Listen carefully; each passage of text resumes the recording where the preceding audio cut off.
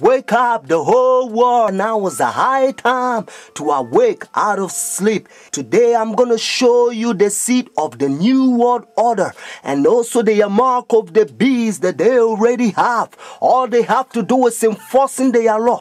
The whole thing is tied with religion. That's why Revelation chapter 13 verse 17, the Bible says no one can buy or sell. Notice. It's a great honor for me.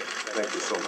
Friends, I'm going to give you a little history and then I will tell you the power behind the scene, the New World Order. Constantine was the one who united the church and stayed together. Notice, during Dark Ages, pagan Rome, when he marched them to Tiber River, they said they was baptized. So when they came to the church, they was idol statue worshippers. So when they brought their statues in Roman Catholic Church, they start naming them Christian name, Jupiter and all this thing. They call them Peter and Rosary and all this paganism that they brought to Roman Catholic Church. And some of the Christians they don't like, so they protest against. That's why they call them Protestants or Protestant. So they set up their Jesuit order during 1500. The reason they set their Jesuit order is to destroy the Christians that they protest against their paganism. They also infiltrate the state to control the whole world. The Jesuits, they created Masons, and now they got Skull and Bones, Illuminatis, all them secret societies, friends. And what else? Obama and all them powers, they all belongs to secret societies. I love everybody. I don't have a choice if I want to go to heaven, but I got to tell you the truth because the whole thing is tied with Bible. The church and state is going to unite in the last days and they will bring the mark of the beast that the Bible says. So notice, You came from circumference Amsterdam. I did, your old country. Yes. And it was successful. Successful, we have some decisions. It's not so easy in this place.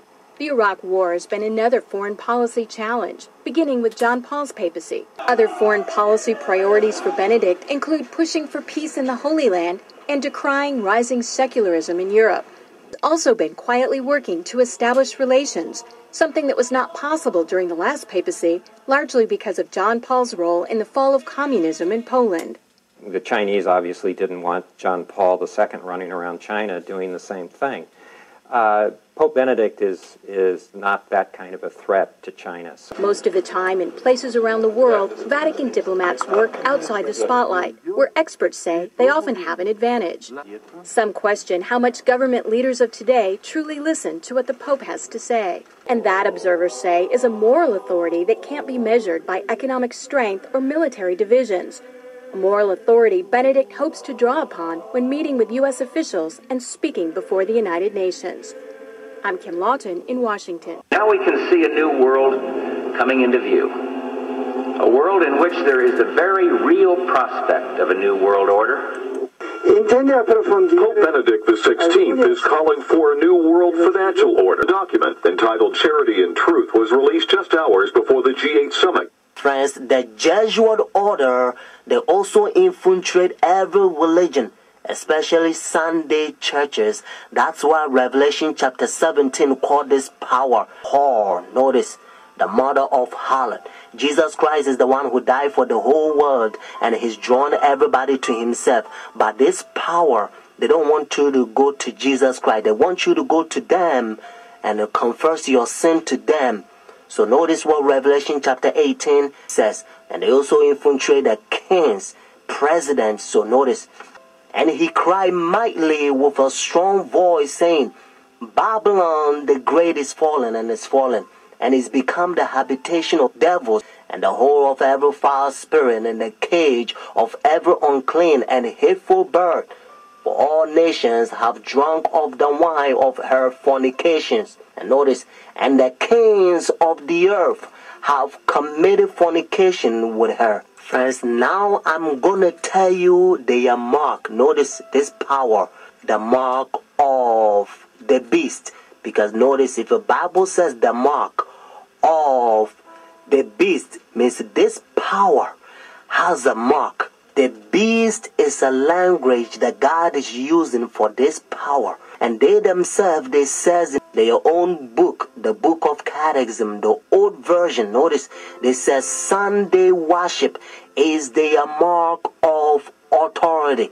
The new version, they don't use the word authority, but at least, thank God, they still admit it. Even the new version of Catechism, they still says they changed the Sabbath from Saturday to Sunday. Friends, the mark of the beast is not worldly speculations that sometimes you hear. Some people says, well, it's computer chip. Unfortunately, you don't find in the Bible. And some people says, it's 666. But according to Revelation 13 verse 18, actually 666 help you to find the beast. What I mean is to identify the beast. But the Bible says the mark. The reason why I repeat and I kind of stretch it because I don't want you to miss it. It's a deception.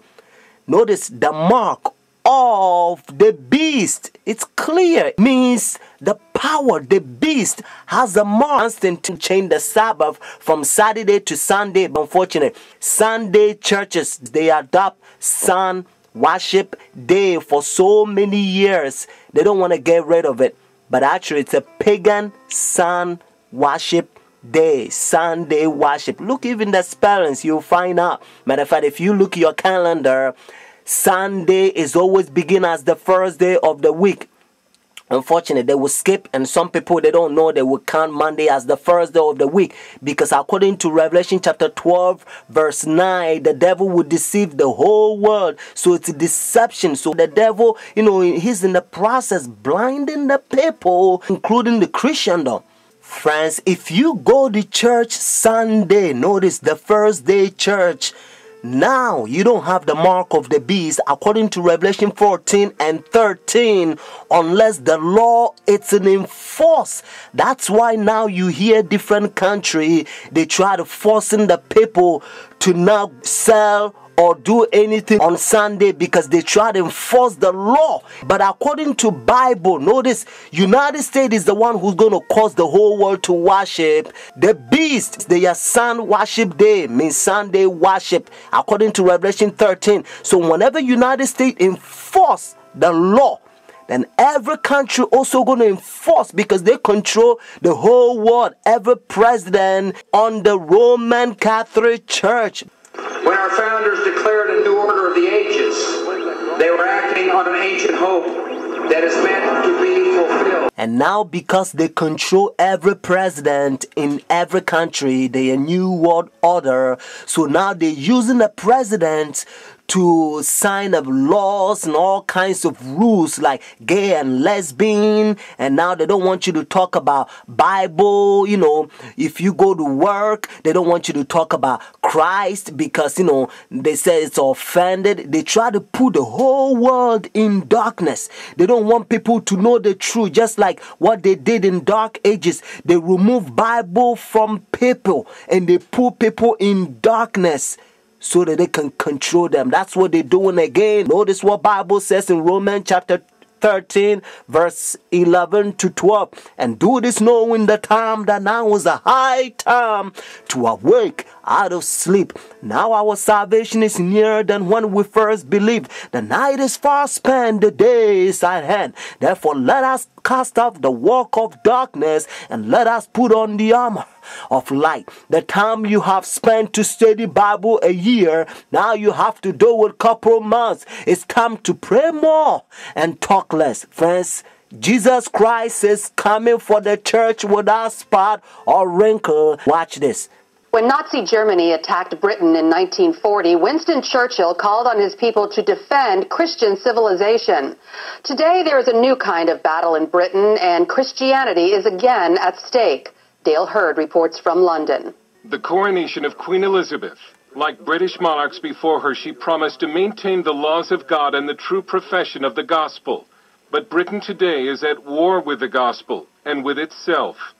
Christians who try to be Christians in the workplace risk being demoted or fired, and the government continues to push an aggressive gay rights agenda while threatening to criminalize Christian speech and practice. Christian politician and activist George Hargraves. Yesterday, I got a letter from the Advertising Standards Authority of a complaint saying that my billboard that says Britain is a Christian country is offensive to atheists and other religions, and it incites hatred against them. What nonsense. Britain is constituted as a Christian country. Daily prayers are said in Parliament, whether atheists like it or not. The Queen is the head of the Church of England and therefore has to acknowledge God for her sovereignty over the nation. These things are written into not just our culture and our heritage, but into our Constitution. Great Britain is officially a Christian nation, and in fact at one time was the missionary base for the entire world, even sending missionaries to the new American colonies. But Britain today in practice is increasingly anti-Christian, and the cases of anti-Christian bigotry and discrimination are beginning to pile up.